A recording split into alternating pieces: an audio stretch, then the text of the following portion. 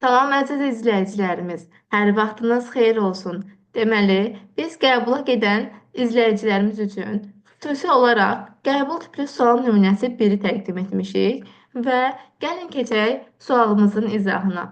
Deməli, biz gördüyümüz kimi S və N-ə 0 mənimsədilib və sualımız for dövrü ilə bağlıdır. Daha sonra biz if şərtini görürük. Yəni qeyd olunur ki, i böyükdürsə 0-dan S bərabərdir S plus i-ni cəmlə. Yox, əgər bu şərtə biz yox deyiriksə, biz bildiyimiz kimi nə vaxt if-ə yox deyiriksə, o zaman biz else baxmış oluruq. Deməli, if-ə yox dediyimiz halda else baxacağıq və n bərabərdir n plus 1-i cəmləyib, print isə bizdən s və n soruşmuş olur. Gəlin baxaq. İlk öncə biz bunu uzun yolla da edə bilərik. Bəs biz bunu necə həll eləyərik ki, bizim imtahanda vaxtımız daha az getmiş olsun. Deməli, biz baxarıq ki, burada qeyd olunan, for dövründə qeyd olunan ədədlərdən hansı sıfırdan böyükdür? Yəni, mən bu ədədlərin hansını bu hissəyə yazsam, mən burada hə cavabı alaram. Deməli, mən burada həni nə zaman alaram? Baxıram, i bərabərdir 7, yəni 7 sıfırdan böyükdür bu ədədlərin içərisində. Daha sonra 5 böyükdür. Daha sonra baxıram, bir də 2 böyükdür, düzdürmü? Deməli, burada hər zaman indi s bərabərdir. S 0 qeyd olunub. S-in üzərinə gələcəm bir dəfə 7-ni, bir dəfə 5-i gəlmiş olacam və bir dəfə də 2-ni gəlmiş olacam, düzdürmü? Bu da eləyəcək 12, 14. Deməli, mənim S-im burada aldı 14-ü. Daha sonra bizdə n isə 0 qeyd olunub, n bərabərdir, qeyd eləyək 0, üzərinə gəlirik. Burada isə bu hissəyə mən yox deyəcəyim ədədlər hansılardır? Yəni, həm 0-a bərabər olub və 0-dan kiçik olacaq ədədlərimi seçirəm buradan.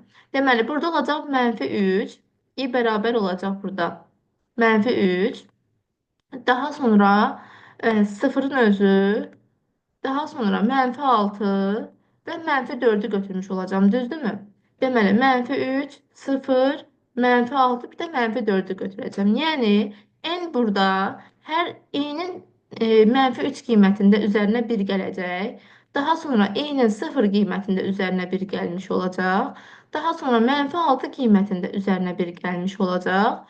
Və -4 qiymətində üzərinə 1 gəlmiş olacaq. Deməli, bu hissədə biz alırıq 1, 2, 3, 4 qiymətini almış oluruq. Yəni, toplayıb 4 qiymətini almış oluruq. Və bizdə S alınır, burada S bərabər olur 14-ə və N isə bərabər olmuş olur 4-ə. Yəni, bizdə print 14 və 4-ü çap etmiş olacaq. Bəs bizdən soruşulsa ki, qəbulda bu sual nümunəsinin təyinatı nədir? Təyinatı isə biz gördüyümüz kimi müsbət ədədləri cəmlədir. Baxın, müsbət ədədləri cəmlədir. Müsbət olmayan ədədlərin isə sayını bizə vermiş oldu, düzdürmü?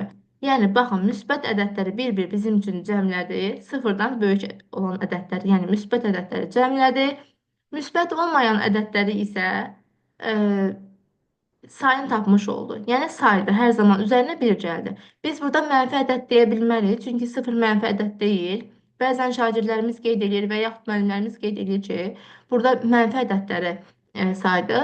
Biz buna 0-a görə mənfi ədədlər deyə bilmərik. Müsbət olmayan ədədləri bizim üçün saymış oldu. Bu sualımızın izahı bura qədər.